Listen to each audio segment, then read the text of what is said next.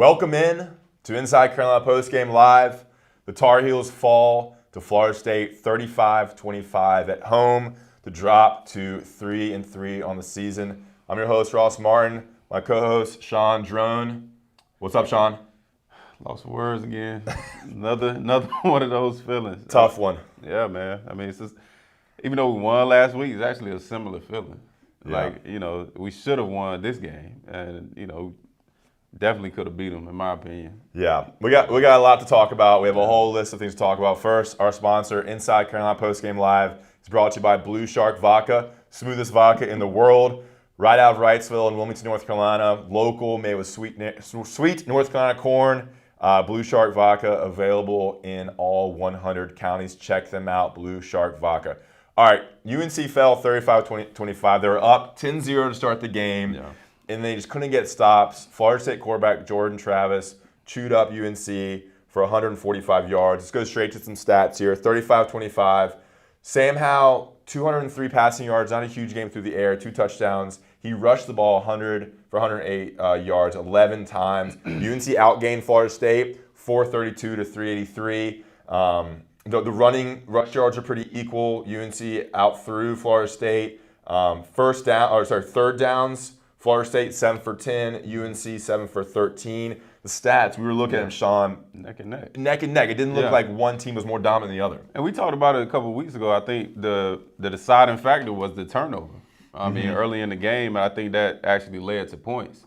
I think it did. Did it lead to points, Sean? Do you know the turnover, the interception? Not sure. We're gonna check on that. Okay, but let us know in the comments. But that was the only difference really in the stats to me. I mean, like you said, we sitting here scratching our heads like where did we go wrong? I mean, there's definitely a lot of negative things we can talk about, but as far as the stats go, we played with them right there. That's why we should have beat them, but we couldn't finish on certain plays. Yeah, it's not like Florida State was some fantastic team. Right. They came in 1-4, and I want to say this: UNC was favored by 17.5 points at home to Florida State, lost by 10. Yeah. So Florida State comes in. It led to points. Yeah. So that interception we talked about, Sam had an interception in the end zone. Yeah. That would have put UNC obviously up 7 more points. I'm not sure exactly where in the game that was. First half, second quarter, I think. And then Florida State went down and scored. So you have a 14-point spin there. And that really was the standout play for UNC, that end zone interception by Sam Howell. Otherwise, the stats are pretty similar. UNC did have 110 penalty yards to Florida State's 50. Some big roughing the passers. Yeah. A couple other ones that gave Florida State. A couple penalties they didn't give us either. And then on that same drive, I think Florida State ended up getting like 2 or 3 penalties that put them in great field position in the red zone, and that led to points as well. So, not giving moral, victories or excuses, but I mean, I think that did make a difference in the game. Yeah, I don't think UNC played awful. They made some plays on offense. They did not play well on defense. Yeah. Josh Downs, 9 catches, 121 yards, 1 touchdown. The run game, UNC tried to establish early. They had some success, especially running Sam. Thought he had some great runs, but Ty Chandler, 14 carries, 61 yards, 4.4 yards per carry. DJ Jones, 11 carries. That's probably a season high for 60 yards, 5.5 yards per carry. So the running backs had some success. Just couldn't really get to the point where the offense was clicking. No not much explosive balance. runs, though. Exactly. No explosive runs, no explosive passes. Yeah, I mean, that makes a difference in the game. Long for Ty Chandler was 13 yards. Long for DJ Jones was 16 yards. Yeah. And no other wide receiver other than Josh Downs had more than 1 catch. Nesbitt, Morales, Emory Simmons, Antoine Green, Garrett Walston all had 1 catch. And, of course, Joffrey Brown, which we'll get into, had 1 big drop, and the interception was kind of his play as well. Yeah, man, he's up and down, like so inconsistent. He averages a drop every game. Yeah. At least when he's targeted. I mean, he doesn't get a bunch of targets, but when he's targeted, he's not making the play that's there to be made. Yeah, you're done with him. Yeah, probably.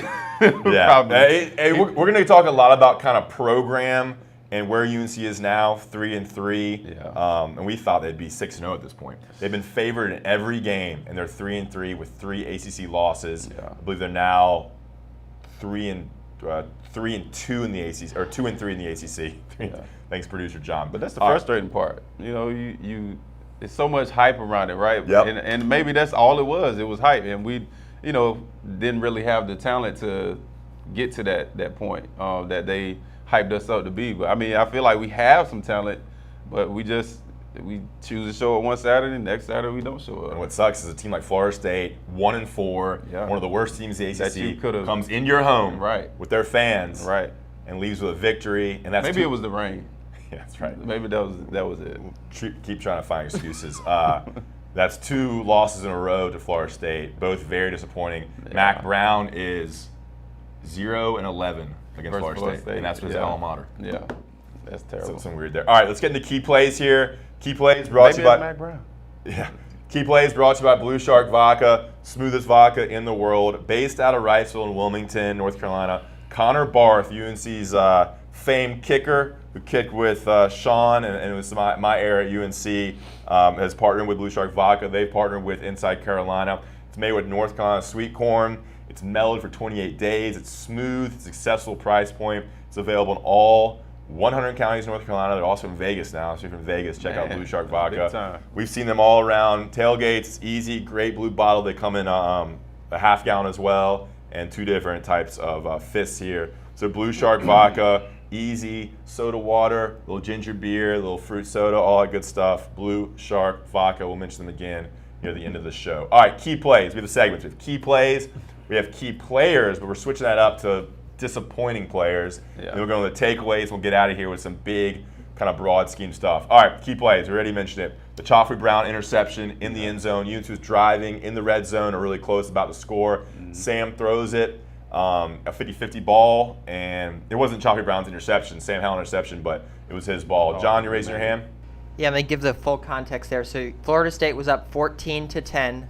UNC threw that interception in the end zone, and then Florida State came back on that next drive and scored a touchdown to go ahead 21-10 before the end of the first half. That's the context of this key play.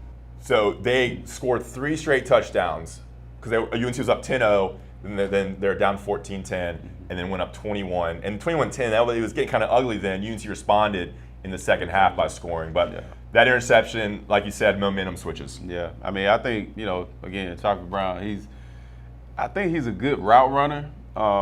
He's getting open clearly. Like when he's in, he's getting targeted. But you got to fight for those balls like that in the end zone, especially in the end zone. Yeah. And then on the simple drop. We talking about key plays, and that was a part in the game where we could have at least got back into the game.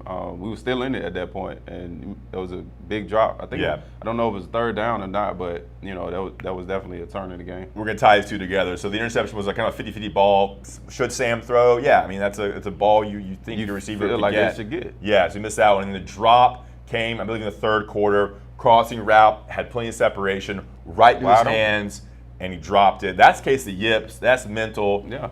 That's an Focus. issue right there. I mean, he's dropped at least one in the last couple games. Each game, I believe. And you need that from Joffrey Brown. Yeah. It seems like he is the guy that drops balls for UNC. Yeah. All right, play number 2, Kamar Morales' 21-yard touchdown pass. That brought UNC up to, I think, 21-27? 21-17. 21. Okay, yeah. That point still yeah, is. so they brought up to 17-21. So they were close. They're 4 points down there. Just the one positive play in that drive there. You love what Kamar Morales is doing. I do. He's becoming one of my favorites. I mean, even early on I think the second game, he kind of flashed a couple times, and Sam has targeted him a couple times, and he's making catches, that are keys in the game. And this touchdown, I mean, it was kind of a simple route. I believe he ran like almost like a wheel route, and they had I think it was Zip, Emory Simmons on a post route, kind of brought the safety over, and the safety was late getting back. And you kind of mentioned it. They were using Josh Downs, in motion and just trying to distract the defense, which was a nice play. It was a nice pass route right there in the red zone area. Brought UNC close, gave them more hope in the third quarter, but they couldn't stop Florida State. Yeah. That brings us to our next one. Shortly after that play, I believe Florida State. Did they miss some? They had a 75-yard drive that completely switched the field day. They drove, had a 44-yard pass play. Jordan Travis had some runs there, and he sneaks in for a 1-yard touchdown pass. That brought it to 28-17, kind of put the game out of reach where UNC had to get a little desperate.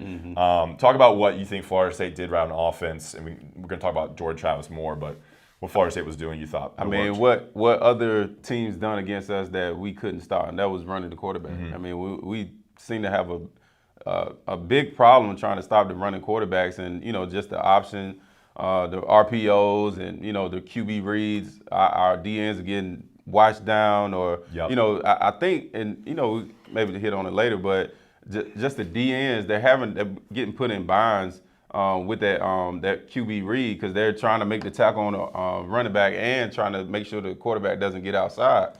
And Travis, he's super elusive, so he had to pull and he was out of there. Yeah. And before the DN could really react, and then the linebackers were getting sucked in on a lot of them plays as well. So we didn't have any type of outside contain. Jordan Travis, 14 carries, 121 yards. I noticed when he ran with the ball, he runs like a wide receiver after the catch. Like, he's very athletic, he's very fluid, he's fast. Once he's in running mode, I mean, he's gone. It's hard to stop him. Whereas Sam, not as slow, not as fast, not as elusive. He ran the ball well, but it was more, it looked pound yards, like a running back. Look a little more painful, yeah. So those are our key plays: the Joffrey Brown interception / drop, Kamar Morales 21-yard touchdown pass, which brought UNC close, and then the back-breaking 75-yard drive in the third quarter put Florida State up 28-17. Get your questions in on YouTube and on Facebook. We're gonna go to some questions. Do we have any questions now, Producer John? Let's go to two or three here before we go to our disappointing players of the game. It's not even fun. It's not even funny. First question. This is from YouTube. A question from Robert. Whose fault on defense for the miscommunication? Is it on the players or is it on the coaching staff? I think when the player's in, it's up to the players to get the communication, all the communication they need. And granted, Florida State was running like a little hurry up. So, it kind of caught us off guard. We love, substituting in for nickel, a lot of 5 DB sets, and, 3 down linemen. And I think, and we kind of talked about this earlier with Gemmel, he's the quarterback on defense. So it's his job to get guys lined up, kind of Ja'Cory as well, Conley in the back end to get the guys lined up. So I think it's up to the defense. Once the play is in, it's up to them to get in position. I mean, the coaches don't have anything to do with that. Yeah, and look, we can't look at the tape. We're recording this 5 minutes after the game. We can't see exactly where they were on each play. I noticed they're just maybe a little bit out of position where they were just a tad late to make some plays. I know Johnson talked about this with Gemmel. It just seemed some linebackers, some cornerbacks, and defensive backs were just a little bit, defensive ends, were just a little bit late to make a tackle. They didn't have the right angle, maybe a little bit out of place. But a lot of times we were in position. And missed the tackle. Yeah. And that's on the player. Times in the backfield. Yeah, it's 100% on the player. Yeah, and this is college football. Fundamental. Missed tackles is classic college football. You don't see that in the NFL. All right, John, one more question before we go into our players of the game. This is about the running backs. It's from Jordan on YouTube. He says, it appears like the running backs have opportunities if they bounce outside. Why do they continue to go straight into the middle of the line? Is that vision issues or coaching? Sean, what are you seeing there from UNC's running backs? I noticed that too. Like, we don't bounce much out. We go right through the middle. What's that? Is that just scheme and how our kind of run game is? Yeah, scheme. I mean, it's you have your inside zone plays, you have your outside zone plays, you have your powers. And it seemed like early on we were actually trying to establish a power a lot. And I think we have athletic guards to be able to get out and pull and block those linebackers in space. But it's really scheme. I think with our type of backs, with Ty, I think he is an outside zone runner more so than an inside zone runner. But that's kind of up to the coaches what plays they run. Against Virginia, we actually ran a lot of outside zone, and we were super successful doing that. I don't know why we went back, to what we were doing. Explain outside zone. So outside zone is basically like a stretch play. It's exactly what it sounds like. Outside, you're going, typically, like when I played, we were 7 yards deep. You aim at the crack of the tight end, and you bring the DN to the tight end to either the DN is going to pick his head inside, you're going to stay outside, or you're going to read that DN. If he comes upfield, you're going to cut it. And sometimes you can ride the wave and cut it all the way back, but typically on the outside zone, it's a one cut, get north, as opposed to an inside zone, where your aiming point is the crack of the guard or the inside hip of the guard, and it's the same concept. You want to bring the backers to that guard in order to either keep it front side or cut back. So your backers is your read on your inside zones, And your defensive ends are your reads on your outside. And there's no pulling guards or anything. No, That's power. no pulls. That's powers and your gap schemes. Your tight ends and your offensive linemen are blocking a zone area. Correct. They have a certain area they're going to block with a player there. And then sometimes, the backers, the linemen, they'll, squeeze to a double team and then get up to the backers. Yeah. This is kind of analysis you can't get anywhere else. Former UNC running back Sean Jordan. All right.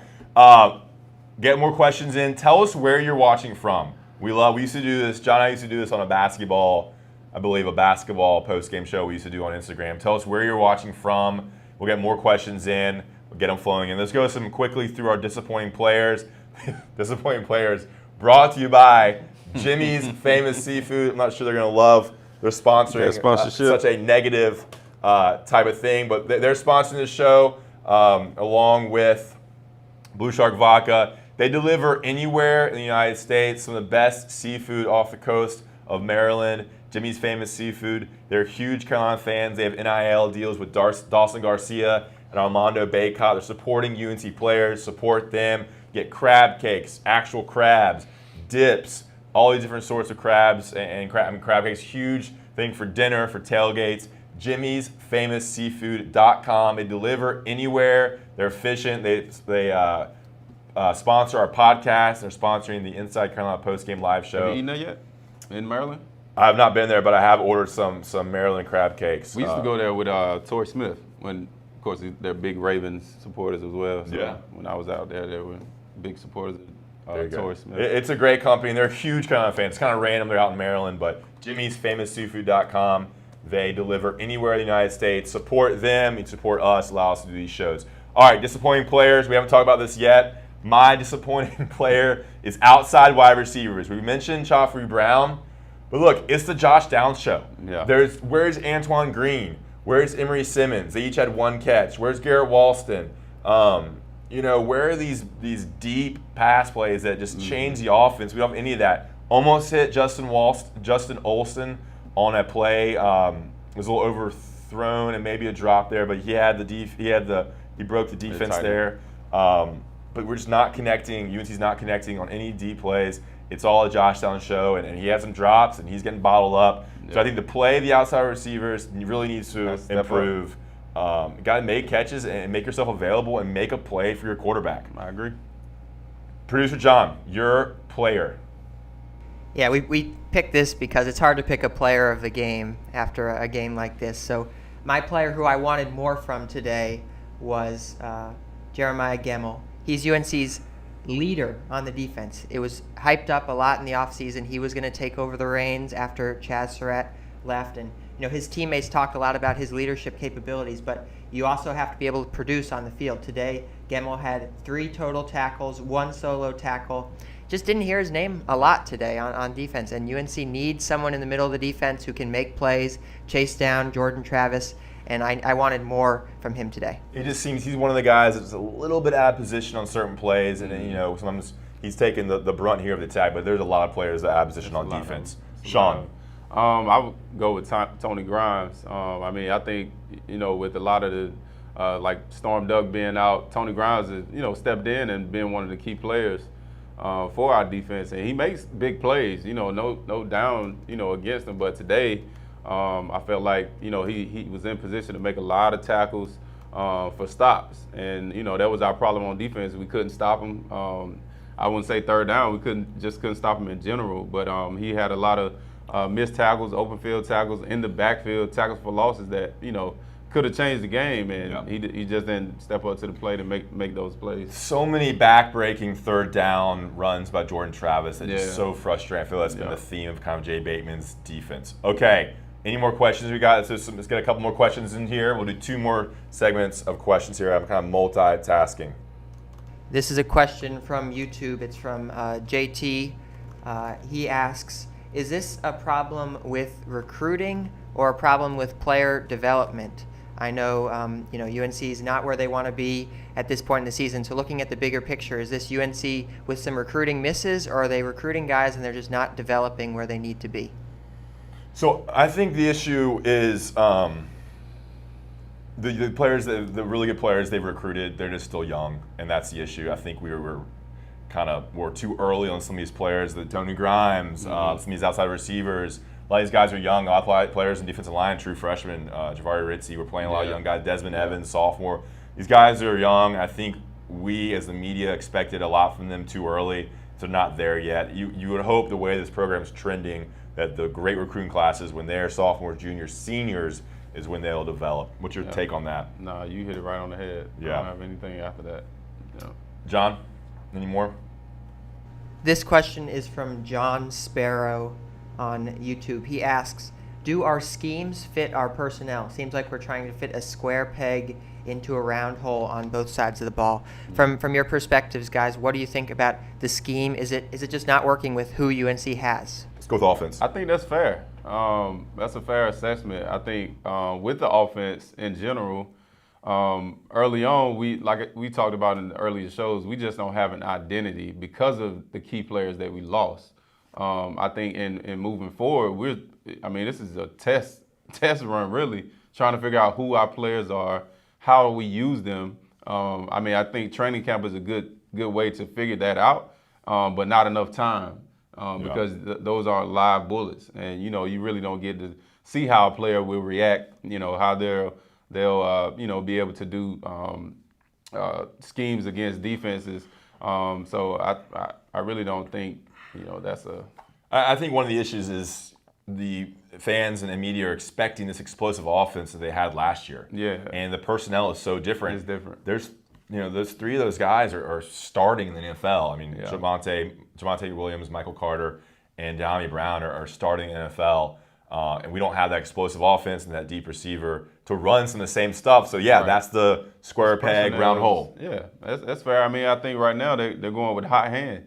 And they saw I think DJ flashed last week, and they gave him more opportunities. Yeah. So I think, like I said, it's a field game right now with everybody, and with Josh, they know he's a hot hand every game, so they're trying to find ways to put the ball in his hand. Look, there's no shortage of them getting the ball to Josh Downs. Right. Oftentimes, get the ball more to Daz, get the ball to Diami. There's no shortage of plays here for Josh Downs, and he's doing all he can. He just needs help. I do think they need to make some adjustments in how they run the passing game because what they're doing is not working. I think more crossing routes, more short stuff. I think getting the tight ends involved a lot more. And they're doing a little bit with Morales, but more. And I think just more of a kind of a West Coast. And I guess what's fair though is that both our running backs had 11 carries. I don't think last week they didn't really have that many. Yeah, more balanced. And then Sam is getting 10, 11 carries, and Josh is getting the rest.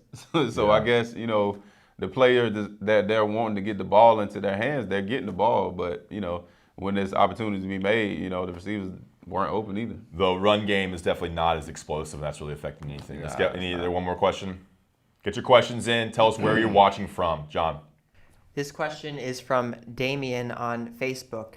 He asks, he expresses some frustration in the comment, and he asks, when will the coaching start to be questioned? So, Sean, if you're a player on this team, does that thought ever cross your mind, like, hey, these coaches aren't putting me in the right position? Or do you think, in year 3 of Mac Brown, under these coordinators, they still keep the faith in the scheme, and you just got to keep getting better, going back to practice? Yeah, it's hard because, in losses, everybody has the answers. Players and coaches alike. And fans. And fans. We're sitting here, saying what the answer is. That's just our opinion. But as a player, you have no choice but to, continue to battle every week. There was times where I didn't agree with what was happening when I was here, but my mental was, I'm here for the team. I'm here to get better as a person, as a player, and, for the people around me. I mean, you battle week in and week out, go through all this training with your teammates, and it's still about the team at that point. You can't really dive into it's about me, need to get me the ball. I think a point here is if that's going to be an issue, if that's an issue, then you have a lack of leadership with among the players, and have a lack of leadership with the quarterback, and your culture is broken. I don't think we're at a point now where UNC's football culture is broken. So you, as a fan, you trust in your player leadership, you trust in your coach leadership, and you hope that culture has been built over the last 3 seasons in the offseason, where when there is tough issues like losing every other game, that you stay together and grow and continue to work. All right, let's get into our takeaways. These are our takeaways from the game. We've mentioned a lot of these things. We got listeners. We got people watching, coming in and out, Instagram, YouTube, and Facebook. Inside Carolina Postgame takeaways. First one, I'll start, and then we'll go to Sean for some commentary. Drops and wide receivers. Too many drops. Drops by Josh Downs. Drops by Joffrey Brown. There's plays and opportunities where Sam is putting the ball in the wide receiver's hands, and they're not making the play. I think the wide receivers need to help Sam out, make some plays, and the outside receivers need to be just counting on more and make more plays. Your thoughts on that? Yeah, I mean, you hit it on the head. I mean, there's plays to be made when they're getting open. But again, a lot of times they're not getting open either. But we talk about Joffrey Brown again, drops, big drops. Yeah. That for some reason on the big plays that have to be made, he's getting the ball thrown to him, but he's just not making the catches. Joffrey Brown could have 14 points, 2 touchdowns. One was the interception, went the other way for a touchdown, and one was the drop, middle of the field, 5-yard separation, could have gone to the house. Second takeaway, the UNC's defense versus Florida State's quarterback run, the run option and the play of Jordan Travis felt like deja vu for UNC's defense. Jay Bateman's defense has always struggled against running quarterbacks. Yeah. And they just can't fix it. Yeah, we can't bottle them up, man. Like, I don't know what it is about not keeping contained.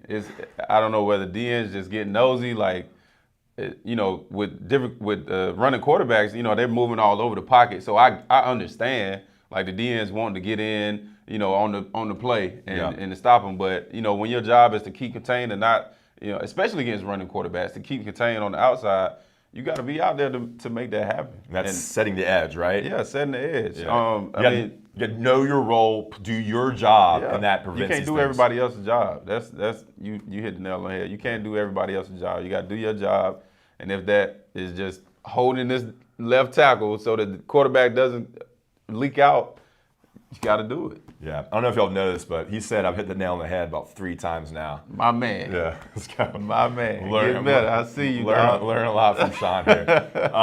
It is frustrating when they're converting third downs and when the quarterback runs. He becomes that 11th player when you have you have to be accountable for the running quarterback. That's hard for a defense because usually the defense has an advantage because the quarterback's not running when it's a drop back passer. Correct. He becomes a runner. You have to move a defender as a spy, and it's never good. Okay. And now we're getting to the program status, a breakdown of where this team stands. Look, I thought the team would be, optimistically, 5-1, 6-0 at this point. Mm-hmm. Lose Virginia Tech, then have 2 wins over Georgia State and Virginia. Lose to Georgia Tech, which I thought was an awful loss, but then, all right, back on track against Duke, and you can beat Florida State and beat Miami. Yeah. You'll be 3 straight wins going to Notre Dame. Not the case here. Back to the drawing board. I think the fan attendance was pretty bad this week.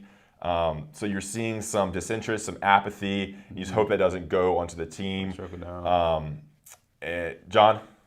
YouTube question here, perfect, building into your point. This is from Jacob. Is bowl eligibility something to worry about right now? What do you guys both think? So, build on what I said, and we'll get into that. Yeah, I think that's what we're playing for at this point. It's just you don't want to, especially if I'm Sam Howell, I don't want to go out, as the quarterback that had all this hype, and in my last year I couldn't get it done. Yeah. Granted, he doesn't have a lot of pieces around him, but he's finding a way. I can't fault Sam. Sam is finding a way. He's super competitive. He's making good throws. And to his credit, our offensive line has been a question, but I think bowl eligible is definitely the goal. Questionable, I can agree with that. It's just getting wins now. You can't overlook anybody now. Nah. Losing Georgia Tech and losing to Florida State now at home, favored by 17.5. You just got to win every game. Look at each game and try to win that one. Win. Miami is next. Yeah, you're looking at must win now to keep bowl eligibility because you got some tough games against undefeated Wake Forest, against a really strong Notre Dame team. I think everyone overhyped this team, and we've been severely disappointed. Producer John, it's so hard to say we overhyped them because they have talent. Yeah, we thought they did. The whole offensive line is back. It's hard to say that, and that's I guess what the frustrating part is, and trying to figure out what it is about the team that we're just not getting done. I think we were swindled by some things.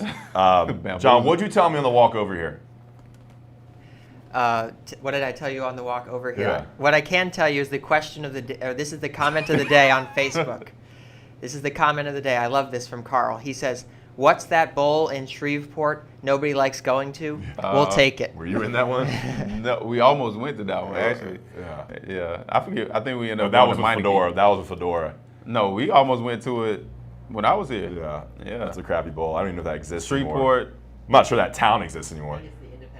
Yeah. Is yeah, it the yeah. Independence? John, what'd you say on the walk over here? What- John, all right, I'll say it. John, there's nothing worse than hyping it up and just completely being disappointed. That's how that's how I feel. Yeah. And it's just you 17.5-point favorites. Florida State's 1-4, and to be where you are. This is a long takeaway segment. We usually cut these for YouTube, so we will end right there with the takeaways. We're gonna close here, guys. Inside Carolina Postgame Live. That was good. We're getting our stream here and getting our chemistry going here. YouTube, Facebook, and Instagram. Inside Carolina Postgame Live, brought to you by Blue Shark Vodka, smoothest vodka in the world, out of Wrightsville, North Carolina. Check it out. All 100 counties. UNC falls to Florida State 35-25 to move to 3-3. Next up's Miami at home. Next Saturday, 3:30 kick. Then it's a week off. John's directing me over here. Then it's a week off. Then it's Notre Dame and then undefeated Wake Forest. We're not getting any ahead of that. Any closing statements that you got for this team? Miami beat Miami. That's all we need to worry about.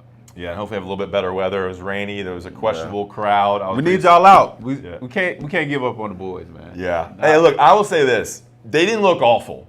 Like, they did. moved the ball. It just You thought- wasn't impressive. You thought there were chances they could score. They made some plays. The defense, we just couldn't stop. UNC could not stop Florida State from scoring. That was the issue there. John, anything to close with? John's laughing back there. I know. They must be getting I some saw good another comments. great comment. Yeah, let them flow, man. We're This loose is a now. great comment on YouTube. This is from Rodney. He says, "Gonna take a lot more than one bottle of Blue Shark vodka to get through the rest of the season." What are your thoughts there? Yeah, consume responsibly. Blue Shark Vodka. Guys, thanks for watching. Thanks for participating. We're in this together. YouTube, Instagram, and Facebook. Thanks for the questions. Thanks for watching Inside Carolina Postgame Live. For Sean Drone, I'm Ross Martin.